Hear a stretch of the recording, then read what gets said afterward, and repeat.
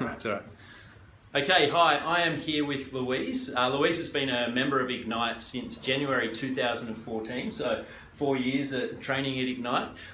The reason I'm interviewing Louise today is she's recently had some really good success with her goals that are really similar to a lot of the goals from clients that are out there and potentially people that are looking at this video that don't train at Ignite. So just to give you a bit of a rundown, since October last year, so we're in March now, so yep. 5 months. So Louise has lost 9.2 kilos in that time, which is fantastic.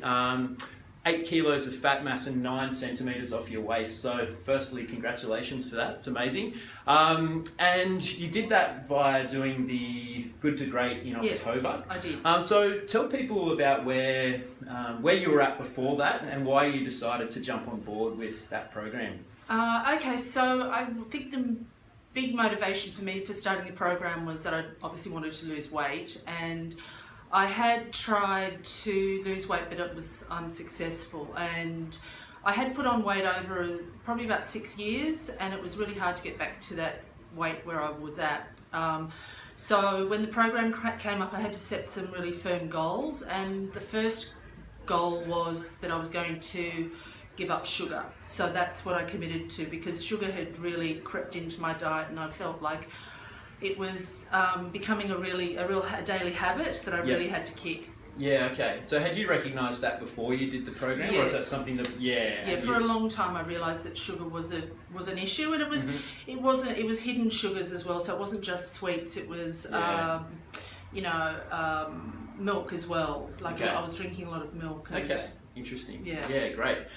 So when you look at the changes, I think I'll just read here. So in the 4 weeks that you did cut out, that sugar, and you did make those changes over the Good to Great, you had a 3.2 kilo reduction in weight, body fat reduction of 3.6 kilos and 4 centimeters off your waist. When you look at all the changes that you made to achieve that, what do you think were the changes that had the biggest impact on the results? Okay, so I think it was training consistently as well. So I looked at firstly we'll start with my diet. So we've already talked about the sugar. So I really changed my diet, and I talked to the trainers, and I really focused on the videos as well that you sent out, and I really took some messages from the videos. And one thing was like to eat more mindfully. So in the evenings when I would have dinner, I wouldn't think about what was coming afterwards, what the dessert was.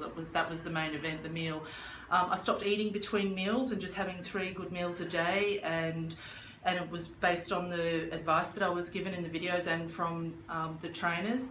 I made a commitment to come to the gym at minimum 3 times a week, and I didn't set myself up to come 5 times a week or 6 times a week. I just said minimum 3, and then anything on top of that was a bonus. So I exercised more regularly, and then I did extra exercise as well. There was a great video that you and Darren did about extra exercise, like walking and swimming and cycling. So I added those to my weekly routine as well. Excellent. And I think it was just the combination of all of those things that kept me in the program. Yeah, I think it's a good point you raised too about not setting the bar too high and shooting for a realistic goal with your attendance. And you mentioned last week when we spoke about it, you sort of made those 3 sessions non-negotiable. Yes. And I thought that was a pretty powerful kind of message to send to yourself to make sure that was happening.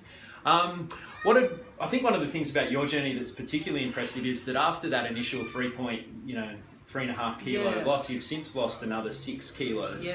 So that's often a bit of a struggle for people, is after committing to those changes is continuing on. What advice would you give to people that might be in a similar situation, or how did you kind of keep it on going? I just felt a real freedom being away from the bad habits that I was struggling to break. So once I'd broken those habits, it was there was no point going back to it. I realised that the benefit was so much more outweighed the getting back into old habits, and I felt better in myself. I felt physically, mentally better. I felt I had more energy every day. There was definitely a much bigger. I had to really look at the pros and cons as to the old lifestyle or the new lifestyle, and it was no contest. Yeah, no contest, exactly. Yeah, beautiful. So now, obviously a lot of those habits that you focused on the first time are fairly automatic and ingrained, which is, I guess the real long-term goal of programs like the Good to Great. What are you focusing on now? I know you're doing it again, but you're sort of not focusing on the same things this time around. Where are you shifting your focus now? Well, the focus now is I still regularly come to the gym. My diet is okay, but I think that there's bigger things to look at in my life, like managing stress and sleep. So making sure that I get a minimum of 8 hours sleep a night, that I handle stress during the day, trying to come to the gym in the morning as well as a really good way of me getting better sleep, and also maintaining stress throughout the day.